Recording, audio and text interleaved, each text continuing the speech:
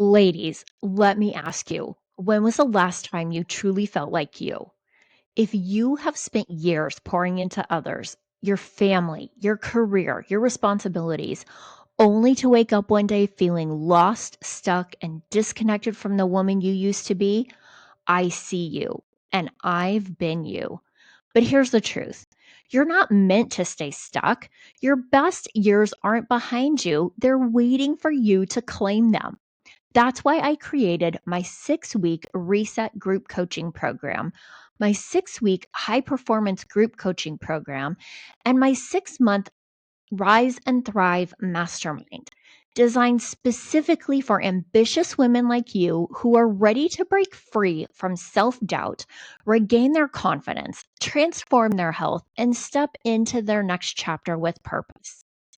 In my coaching, you'll reconnect with your identity and discover what truly lights you up. You'll overcome fear, self doubt, and perfectionism so you can take bold action. You'll learn sustainable health and wellness strategies to regain your energy and strength. You'll learn how to set boundaries, prioritize yourself without guilt, and create a life you love, all while surrounding yourself with a powerful community of women who uplift and inspire you. This is your time.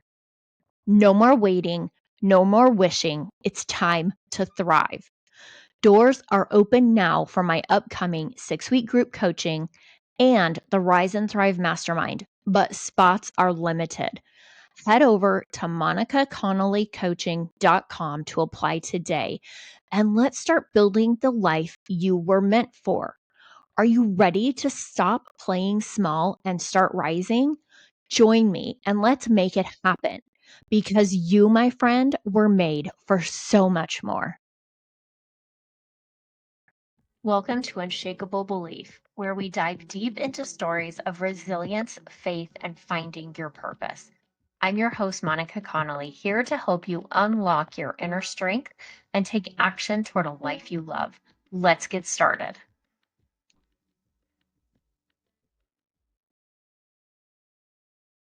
Welcome to Unshakable Belief, where we dive deep into stories of resilience, grit, and transformation.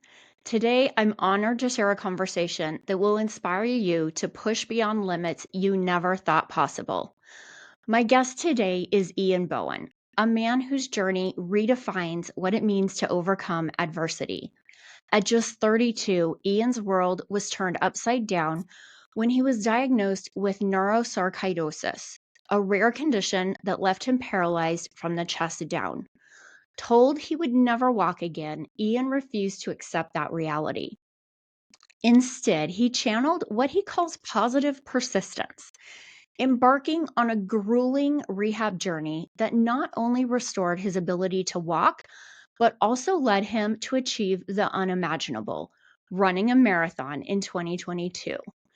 Ian's mindset and resilience were forged through his RINSE methodology, a framework that has empowered him and countless others to overcome the seemingly impossible. Today, Ian is more than just an athlete. He's a motivational speaker, a coach, and the owner of Fit Body Bootcamp in Chesterton, Indiana. But most importantly, he's a husband and a father. Ian's mission? To help others crush limiting beliefs and discover their true potential, proving that with the right mindset, anything is possible. Get ready to be inspired by Ian's incredible journey, his strategies for resilience, and his insights into turning life's greatest challenges into opportunities for growth. Let's dive in. Ian, thank you so much for being here today and for sharing your story with us. Monica, it is a pleasure to be here. Thank you so much for having me on the Unshakable Belief podcast. I'm ready to jump in this conversation. Hopefully, we can add some value for your listeners and your viewers. Absolutely. From knowing you myself, I know that that is not going to be a problem. So, you were diagnosed with neurosarcoidosis, which is a chronic inflammatory disease that, in your case, affected your spinal cord. Can you take us back to 2009 and share what it was like to receive the diagnosis and how it reshaped your perspective on life and your sense of purpose? Wow, that is a big question because it was definitely a life changing situation. But to take you back to 2009, up until that point, I was in perfect health. 32 years old. I had a 6-year-old daughter, 1-year-old son. I'd been an athlete all my life, so I was physically fit. And part of the job that I had was physical as well. So I was always moving. But when I started to have some symptoms that led to the diagnosis, that's when things started to change. It all started when I had some tingling sensations in my right leg that shortly moved over to my left leg and down to my feet. And at the time, I didn't know what it was. And I kind of brushed it off and did what most guys do and didn't really get it checked out and figured it would just go away. That didn't. That didn't happen. That sensation moved up on my body, started having some pain underneath my chest. And this was over the course of about 2 or 3 weeks. And then I started having some mobility issues where I was having issues getting up from my chair at my desk at work and starting to walk. And that's when I knew something was like really wrong. So went to my doctor, got an MRI. It showed that there was something on my spinal cord, but it wasn't clear what it was. And so my doctor, knowing my past history and always being a healthy person, was like, this is very unusual.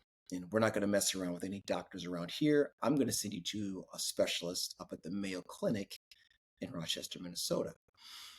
It's like, okay. So sent me up to the Mayo Clinic.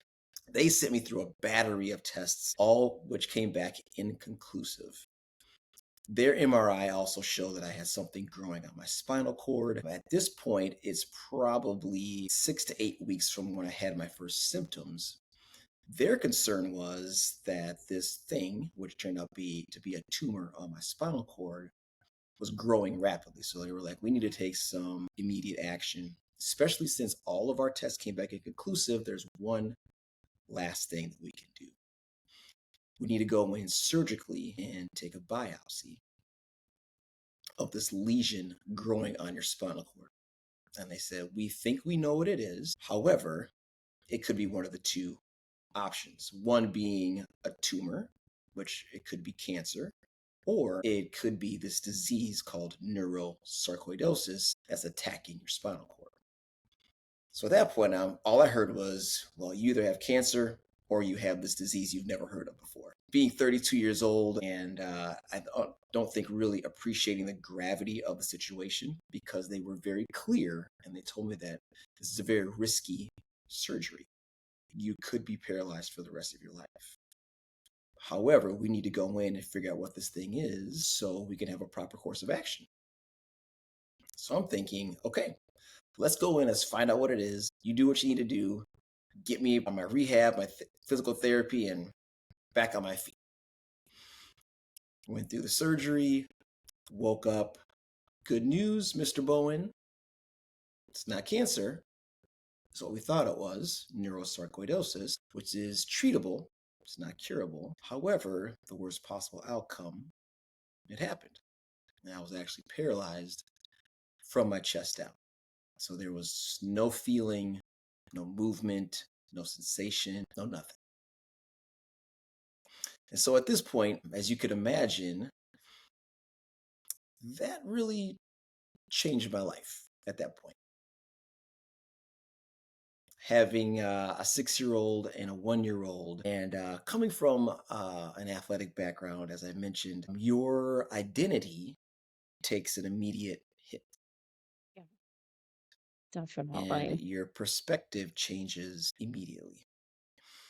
Um, it was a couple days probably that went by after my surgery, and my care team came in. So my neurologist and my neurosurgeon came in to check on me, see how I was doing. They went through a couple of neurological tests, like push here, pull here with my upper body. And then a nurse came in and they started poking me with a needle, like a push pin, on my feet, Yeah. my shins, my thighs. And every time they poked, were like, can you feel this? Can you feel this? Can you feel this? And every time was, no, can't feel any of that. And that's when my doctor started to give me my prognosis. And they said, we think you'll be able to walk again, but you're most likely going to need a walker, cane, crutches, some sort of durable medical equipment. And again, being a little naive and not understanding the full gravity of the situation. I don't know if I was just optimistically hopeful or optimistically naive and not thinking that this is really happening. I asked, well, am I ever going to run again?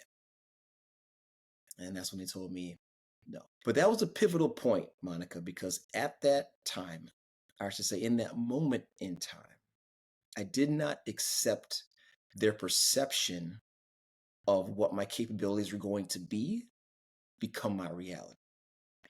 And at that point, I kind of took that as a challenge because when they told me that you are not going to, that lit the fire of just watch me. And I joke that my father, rest his soul, he's now passed, in my rocky relationship with him growing up, he created my aversion to authority. So when they told me like, we don't think you're gonna run, I was like, okay, watch this. Like, And that's challenge accepted. exactly. And that's when the work began. And that's when the work Wow. began.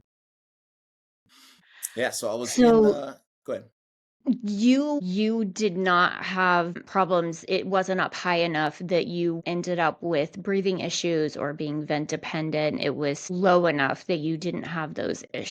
Correct. So the incision was about T3 to T6. So it's my Okay. thoracic spine. So for those of us who don't know where that is, think like in between your shoulder blades. Luckily for me, it was just from the chest down, like literally right underneath my, I guess you could say, where your sternum ends Okay. down to my toes. That's what that was gone. Everything else worked great. Luckily for me, I had been an athlete all my life. I weight trained a lot. So I had a lot of upper body strength, which served me because in the beginning, that's what got me around. Yeah, absolutely. My nephew is paralyzed, and I remember thinking when he became paralyzed, what kind of modifications are going to have to be made? How is life going to look like now for him and for my sister and for her husband? And what is that going to look like? I'm sure, that's those same thoughts went through your mind as well. Like, what is my life going to look like now? What am I going to do now? Yeah, that was kind of just figure it out as you go type of situation. Because I was in the hospital for almost 4 weeks, and you kind of get used to life in the hospital, right? It's if I think back on it, it's really, really not so bad. You get 3 square meals a day brought to you in bed. You get 24-hour care where people are coming in and checking on you. In my case, I had people helping me shower and get cleaned up and dressed. And it was kind of like being on vacation. I was at a resort. Like I'm being pampered, right? Right. But seriously, once you get home, that's like when it all really hits because then there's no nurses, there's no doctors. I lived in a 2-story home that was not set up for somebody who had a disability or was handicapped. So I had to figure all of that out. Like, how was I going to move around my house with a walker? Or how was I going to get upstairs to my bedroom? And not to be too graphic, but like I had to relearn how to use like the bathroom. Like I had to cath myself every 4 hours. Didn't have a nurse doing that for me anymore. So there were a lot of things that you just had to what I call FIO, and that's figure it out on the fly, and then there's the thing that they don't really prepare you for when you're in the hospital. They do a lot on the physical side, but at the time anyway, back in 2009, I mean, they didn't really do much for like mental preparation. Yeah. And not just in terms of like how you're going to deal with this physically, personally when you get home, but how is the public now going to receive you? So I remember like going to Target with my family, and I was not going to allow my situation or my circumstance to change my responsibility. Right? I was still a father of 2 young kids. Like I wanted to make their life as normal as possible. So we're gonna go to the grocery store. We're gonna go to Target or whatever. And I remember bring my wheelchair and hop in my wheelchair and wheel around the stores.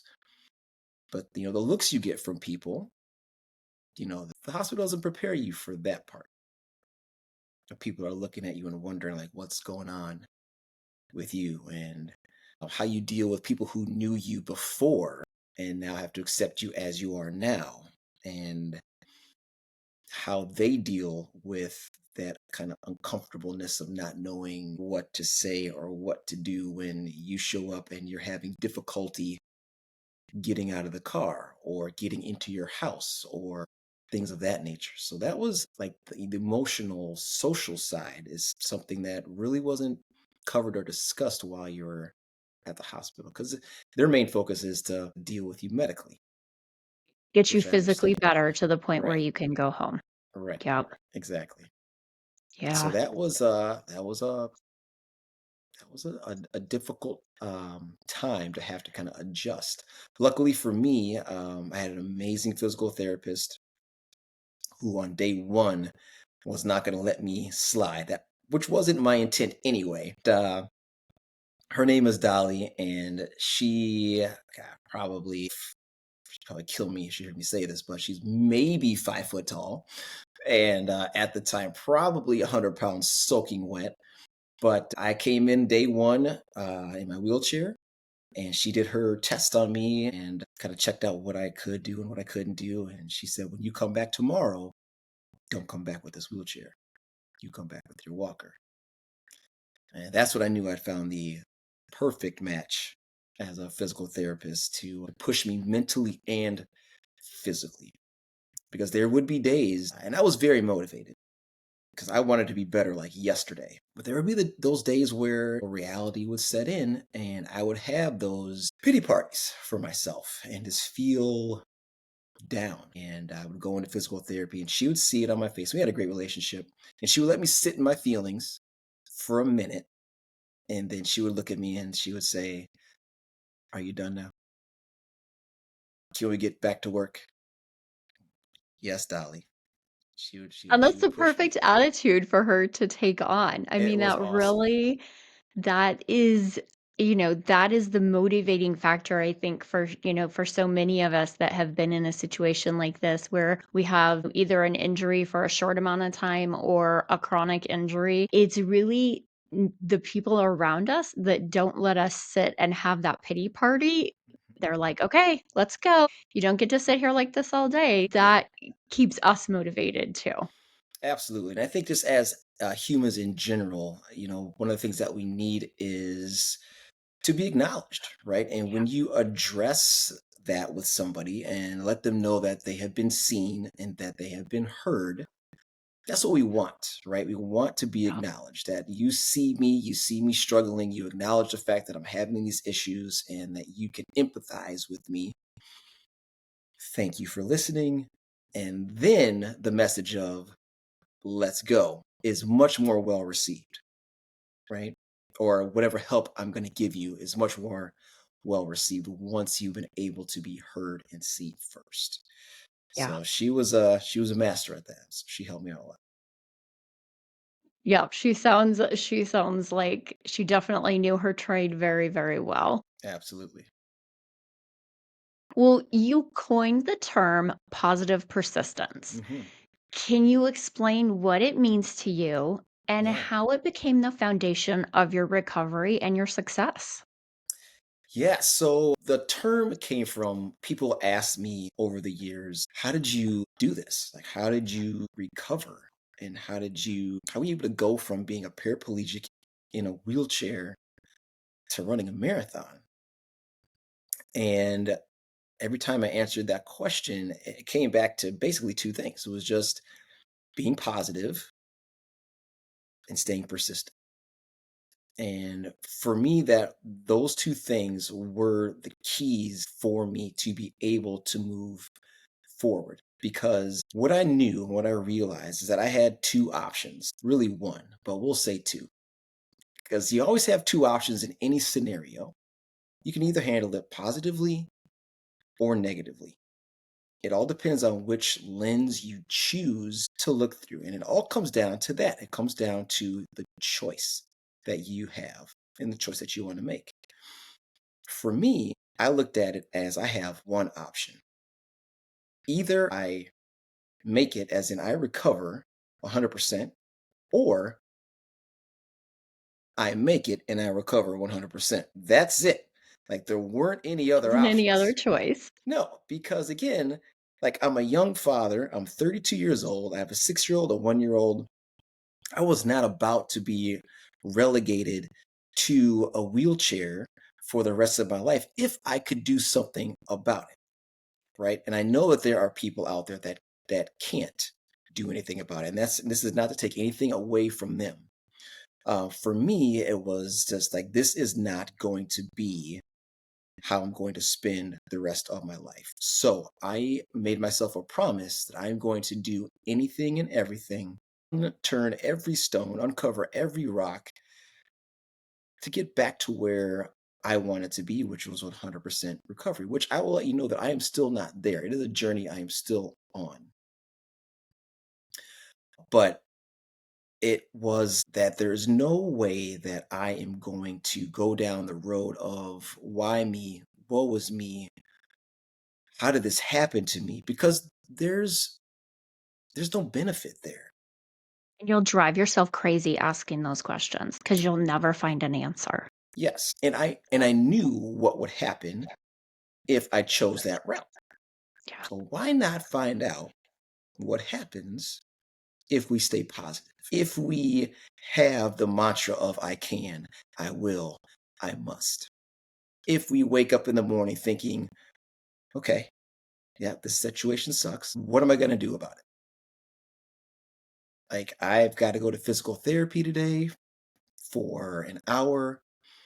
And when I get back, I'm going to do 2 more hours of the exercises that they give me. Because if it's going to be, it's up to me, right? Like, no one else is going to do the work for me.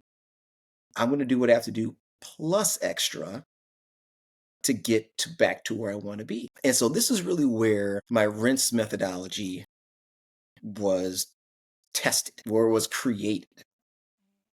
So that rinse methodology that I talk about, that I teach, that I coach on, stands for remember, imagine, notice, shift, and expect.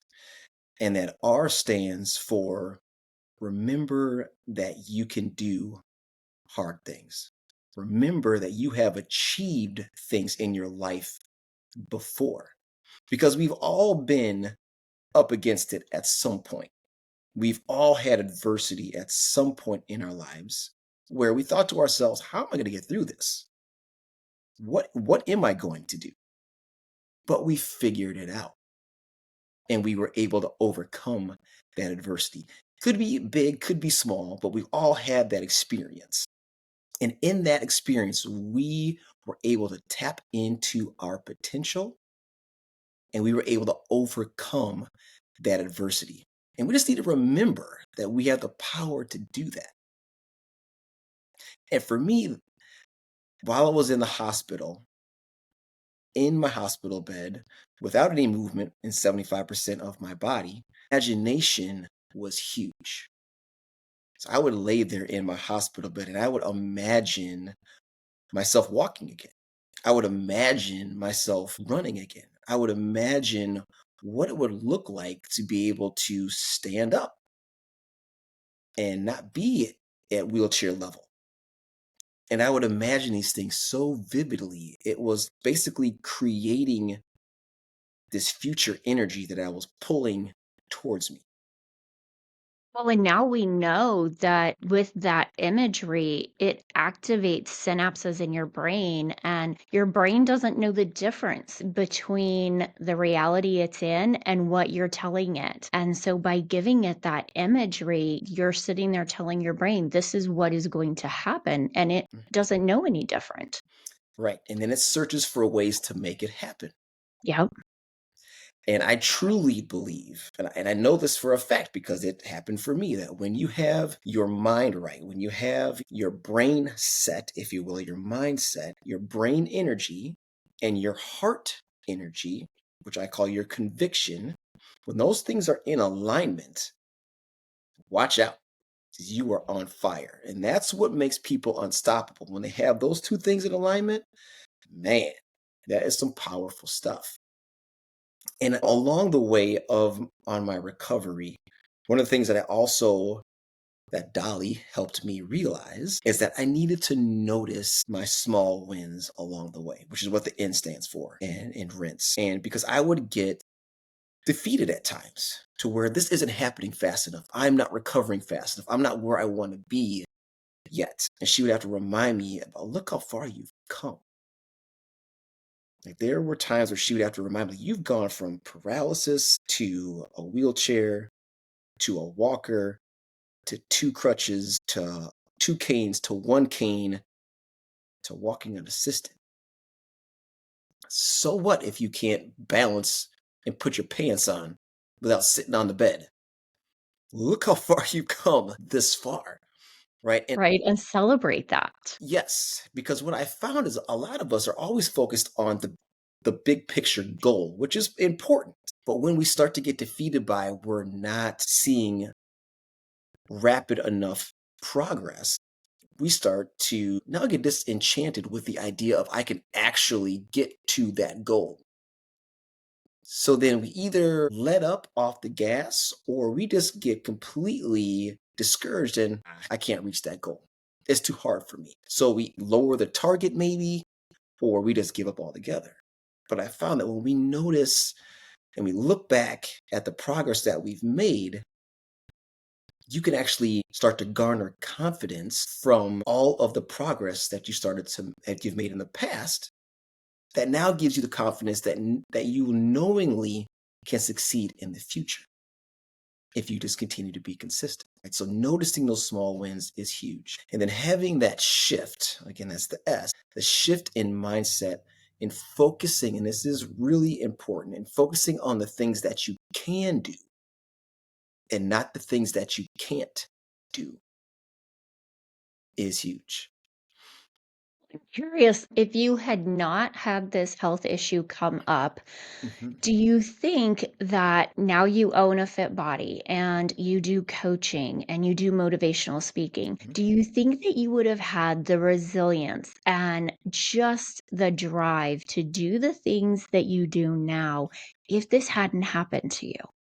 Oh, Monica, that is a really Yes. difficult question to answer. I will tell you this, that I would not be sitting here talking to you if I didn't have the experiences that I've had in my life. If I wasn't on this current journey that I'm on because of that enormous obstacle and adversity I was put into my life, I would have probably would, well, I can say with assurance, I wouldn't have gotten into fitness and I definitely wouldn't have gotten into motivational speaking and coaching for sure.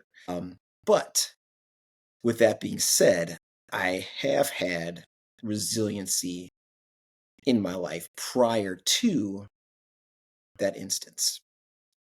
And all those things that I had been through before in my life, I have to imagine that I went through those things so that I could handle what the universe decided to hand me. Yeah, And, definitely. I truly believe that in every single situation, if you're paying attention, you can learn from it. Yeah. And every single adversity that you go through, if you're paying attention, once you've gotten over that hurdle and whatever tool you utilized to beat down that adversity, to knock that door down, you have it with you. And I like to say that you can put it in your metaphysical backpack and you carry it with you forever. And then when the next hurdle comes, you pull out the tool you used on the last one and you go to work on that one. And then you grab that tool, put it in your backpack for the next adversity. Because we all know it's not a question of if life is going to get hard, it's a question of when it's going to get hard. But if we look back and we notice all of our small wins and we notice how we were able to defeat obstacles before, we can use all those tools on the next one that comes. And Yeah. that really speaks to the E in rinse, which is expect. Like expect the journey to be difficult. right? And when we do that, when we start to expect that it's going to be hard, we start to formulate mental fortitude and we can prepare ourselves so when the challenges come, we're ready. We don't get surprised Right. because life's going to do its best to jump up and smack you in the face every now and then, right? But when you Right, when you you're always know, gonna have surprises that come up and things that are yes, hard, and exactly, always remembering those tools that you have. I think so many times people don't realize that they've built those tools over their life, and all they have to do is use them. right, And, they've been given to them throughout their life. They've gone through hardship, they've gone through struggles, and I think so many times they don't think about what strengths that gave them and how they can use that to get through something even harder in the future. absolutely, and that's Yeah. so true because again, the older we get, the more situations we've been through, the more things we've had to figure out, the more resiliency we've had to have to make it. But sometimes you're right, we don't remember that we've been through some stuff and that, wow, okay, yeah, I've been through some hard things before. I can make it through this too. And we all have that resiliency factor in us. Sometimes we just have to dig a little bit deeper into our past to dig it out and use it. Well, for someone who is facing a big challenge, Mhm. what is one step that they can take to move forward to help get through that challenge if they just feel like they can't move any further? That is a great question. I think that once we come up against adversity or we feel like, the world is against us or the whatever metaphor you want to use, the deck is stacked against us, we have to first figure out, okay, what is the outcome that I want to achieve? What's the goal that I want to hit?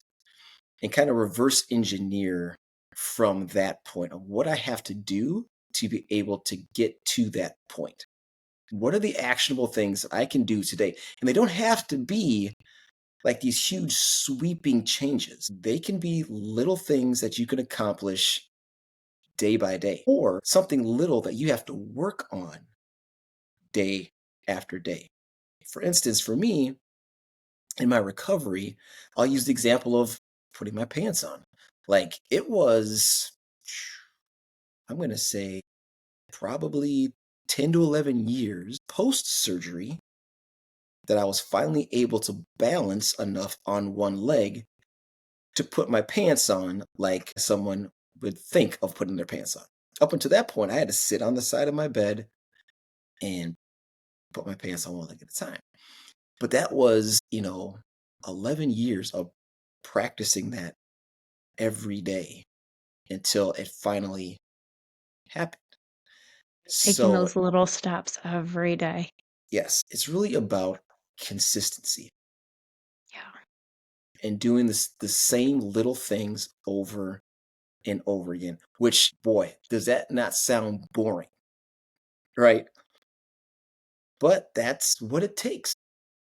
That's what it takes. You have to sometimes master those small things before you can move forward. But when you feel overwhelmed, think about what's one thing?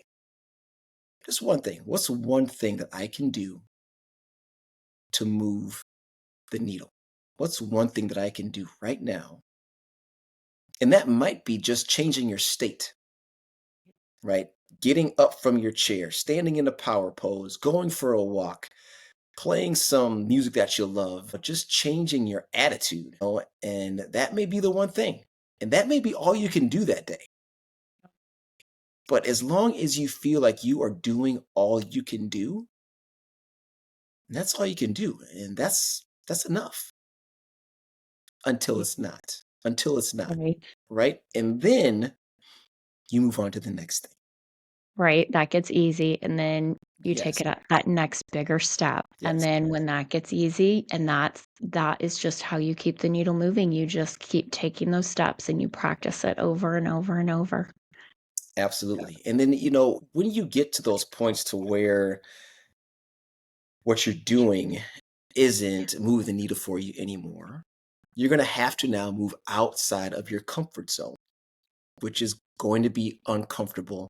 It's going to be scary. But just to use an example from my own experience in my physical therapy, I had to step up a 6-inch riser, and it took me weeks to accomplish this. And I was fearful. I was scared. But I finally did it one day. And I was really proud of myself, but I had to think back. Could I have done this last week? Could I have done this 2 weeks ago? Like, surely my body didn't physically heal so much in 2 weeks that I was all of a sudden able to walk up on the step. It was all in here. I finally got to the point to where the need for me to succeed in stepping up on that step outweighed the fear that I had of falling. And that's where we need to get once we get to that point to where, okay, I've got this huge task ahead of me. I've made a little bit of progress now, but I'm kind of stalled out. Now we have to take that next step. And I But it's, think it is like you said, they'll start to take those steps and then mhm, fear sets in yeah, and it freezes them and right. they don't know what to do. They don't know how to overcome it. hmm And so your method is able to give them those tools that they can use to remember how to take those little baby steps again and to move out of that position of fear so that they are back in control of the situation. Yes. And I think that's firmly rooted in self belief, Yeah. believing in yourself and that you can, that you will, that you must do the things that are going to move you forward. And I Yeah. think that fear sets in because we believe that we can't, Oh, or we yeah, fear absolutely. that we're going to fail, or put differently, we feel that we're not going to succeed, which is a different way of saying the same thing, but means something different, I think. And once you are able to tap into that, okay, yeah, I remember that I've heard things before. I can do this. And Yep. you imagine yourself doing the thing, actually putting that vision out there. That really helps you move forward and shift your mindset. And then the E in rinse isn't always about expecting that's going to be difficult. It's also expecting that you're going to win. You need to put that out there. You need to emote that energy into the universe that I'm going to succeed. It's going to happen. Because there's much positive energy that you can build up to put towards that goal. You put that out there, eventually the universe will answer you back, right? Well, and And, it and goes reward you back with some to, progress. you talking about doing your visualization. It's the same concept. It's looking at this and saying, here is what my expectation is. I expect to accomplish this, and I may not know how I'm going to do it, but my expectation is that I'm going to, and using those visualization tools to make that happen. Yes. Yeah, it's so true. Because once you put that out there, again, things start to, I guess you could say, show up for you. But in reality, it's because you're now more open and you're more diligent on paying attention to things. Yeah. May have been floating around here, but now that you're looking for them, they're starting to sink in and they're starting to make sense and they're starting to click. And at that point, you are now, what I like to say, you're not letting life happen to you. You are now making life happen for you. Well, like I said before, you're a husband to a wonderful, amazing lady, Dana. Yes, I am very lucky for You're a father of 6. You're a business owner, and you're a coach. How do you balance your personal life with your yeah. mission to inspire others? That is another great question, Monica. So we're very busy. Obviously, all of our kids are in sports. So my daughter, she's in college. Our other all of our other children are boys who are all high school age or younger, all in sports. So we're running around all the time for practices and games. We're also running our fitness business as well. So it's really managing our time, but I am really blessed to have an amazing wife, an amazing partner who we do this together, right? So our fitness business we do together. Um, Positive persistence, which is the podcast and the coaching and the speaking, she works with me on that as well. So we do this together. So it is so important to have somebody that is in your corner, on your side, and has the same goals as well. To be completely candid and 100% transparent, this is my second marriage. In my first marriage, I didn't have that synchronicity, which is part of the reason why I didn't last. And so I'm really lucky to have somebody that I just sync with so incredibly well, and that we have the same dreams, the same goals, the same aspirations, the same outlooks, the same philosophies, the same way in parenting our kids. So it's so important to be on the same page if you have a partner, with that partner, to make sure you're moving in lockstep together. She's my rock, and she holds me together, and we lift each other up when we're down, because I mean, it sounds cliche, but we really are best friends, and so we just enjoy each other, and we really love doing life together. It definitely shows. From being in the Well, thank room you. with you guys and getting to know you guys, it definitely shows on both sides. I have found that she she has really had a very positive effect on my demeanor, and just my joy, my happiness, my love of life has really just increased because of her. I mean, she's an amazing energy, an amazing person, and there's a lot to be said that I also might not be having this conversation with you if it weren't for her, because she has pushed me to do things that I was uncomfortable with, and has paid off. So I will repeat in saying that I am a very lucky and fortunate man. Well, you've accomplished so much already. What's next on the horizon for you? Do you have any new goals or projects or adventures in the works? So we're kicking off, actually rebuilding and relaunching the website, the Positive Persistence, and we're going to be releasing a new coaching program that's going to be coming up here in the new year very soon. So we're working on that, and then again, just continuing to have amazing guests and conversations on the Positive Persistence podcast. Well, it sounds like you are going to have a very busy year between your work and everything with your kids. Yeah, I can say that it doesn't get very boring around here. That is for sure. That is for sure. Well, Ian, thank you so much for sharing your story with us and talking to us about overcoming adversity and how to use that adversity to be able to build bigger dreams and Mhm. make bigger influence.